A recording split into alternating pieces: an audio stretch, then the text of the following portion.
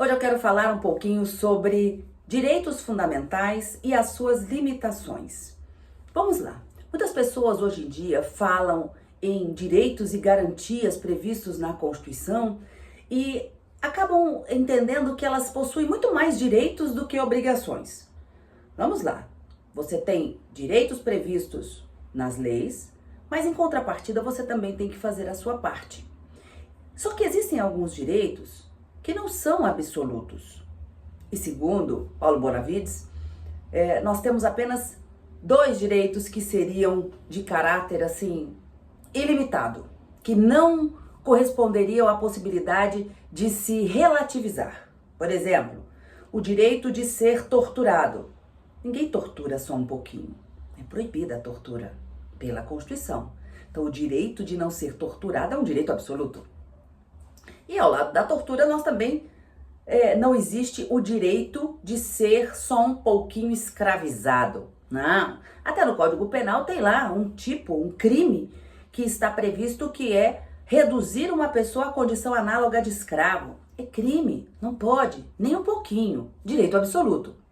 Fora esses dois direitos, todos os demais são relativos. E quando a gente fala nessa relativização, significa dizer que esses direitos podem ser afastados para dar lugar a outro direito que vai se sobrepor ao interesse individual em benefício de um direito de toda uma coletividade. E isso é possível que aconteça. Por isso a gente fala que quando nós estamos diante de direitos fundamentais vinculados à igualdade, liberdade, manifestação do pensamento, que é um tipo de liberdade também, nós não estamos diante de direitos absolutos. Então, veja, você pode falar o que você pensa, mas se você for para além do limite razoável, permitido e ofender outra pessoa, ofender a honra de outra pessoa, abusar dessa liberdade, você pode ser responsabilizado, civil e penalmente. Então, existem limites. As pessoas têm o direito de manifestar a sua opinião e é vedado o anonimato. Por quê? Porque se você for para além dos limites, você será responsabilizado e terá como se identificar essa pessoa. Por isso que a gente fala da relativização dos direitos fundamentais. Muito bem. O Supremo acabou relativizando também o acesso a provas obtidas a partir da localização de um celular na cena do crime sem ordem judicial. E aí você pergunta, Karina, eu tenho direito à privacidade. O meu celular, ele tem informações minhas, pessoais, de natureza íntima, fotos que você não compartilha, natureza da privacidade, que são, por exemplo, acesso e senhas que são gravadas ali, acesso à senha de banco, documentos que você tem, de repente, oficiais, contra-cheque, que tem ali o valor que você ganha no seu salário. Então, são informações que fazem parte da sua intimidade, da privacidade. E a própria Constituição garante que nesse nosso Estado democrático de direito, o Estado não pode violar o nosso sigilo garantido pela Constituição, que é da intimidade e da vida privada, exceto se houver uma ordem judicial que afasta esse sigilo. Muito bem. No caso concreto que eu quero contar aqui para vocês, envolvia um aparelho celular que foi caído na cena de um crime depois que um rapaz, ao assaltar uma mulher na saída do banco, ele, durante a fuga, deixou o celular cair e foi-se embora.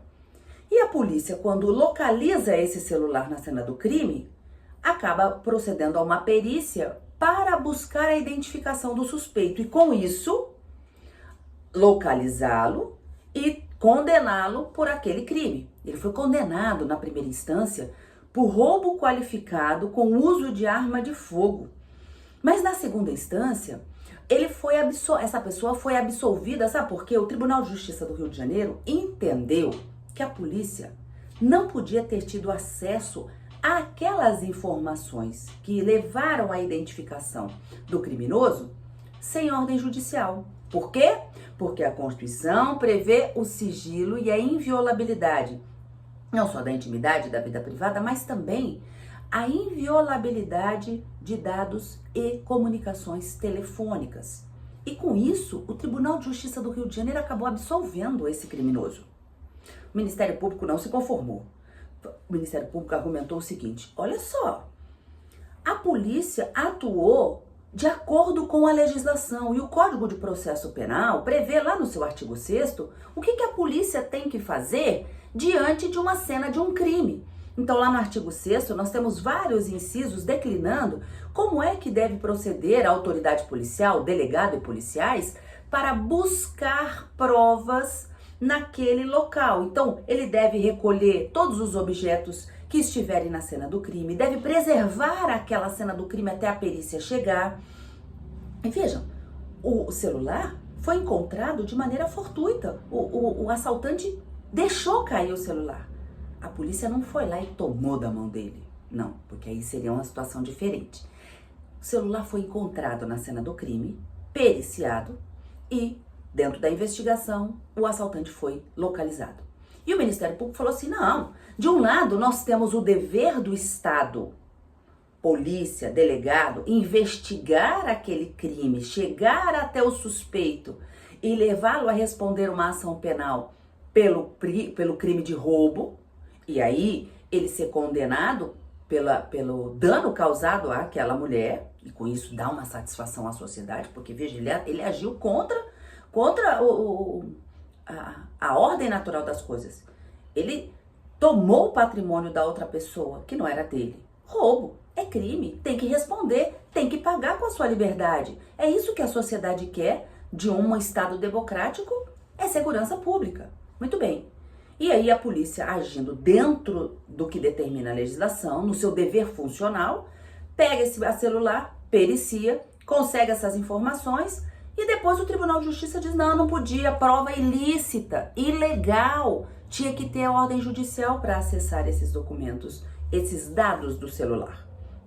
Mas o Supremo Tribunal Federal, no julgamento que aconteceu no dia 21 de maio, acabou entendendo que nessas circunstâncias, em sendo o celular encontrado na cena do crime de maneira fortuita, casual, não foi pego pelo policial da mão do bandido, não, foi encontrado na cena do crime, pode sim a polícia fazer a perícia e alcançar o assaltante, o agente criminoso, mesmo que não tenha ordem judicial.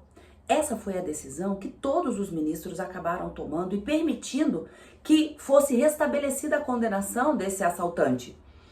E foram fundamentos diferentes que cada um dos ministros acabaram adotando para se chegar a essa conclusão.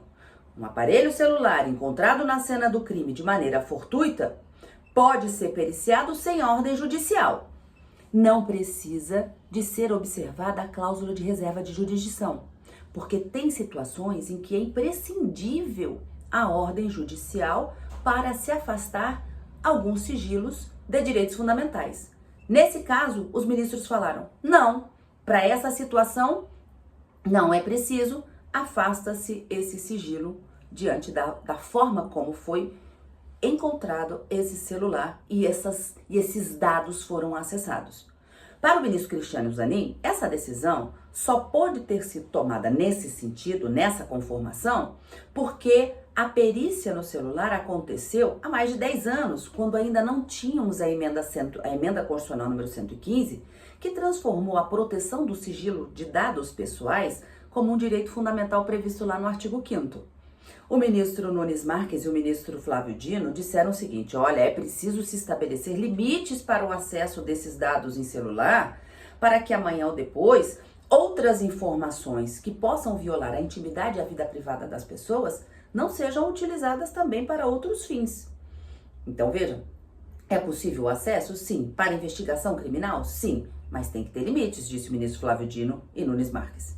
E o ministro Luiz Roberto Barroso entendeu que, nesse caso, encontrado de maneira fortuita, não haveria que se falar na necessidade de ordem judicial, afastando, portanto, a exigência constitucional da reserva de jurisdição, a necessidade de ordem judicial para se autorizar o acesso àqueles dados no aparelho celular. Vejam, como eu disse no início, os direitos fundamentais não são absolutos. Todos nós temos, sim, a garantia prevista na Constituição da inviolabilidade de dados, de dados que estão em aparelhos telefônicos, de dados que estão em instituições bancárias, de dados fiscais, de comunicações telefônicas.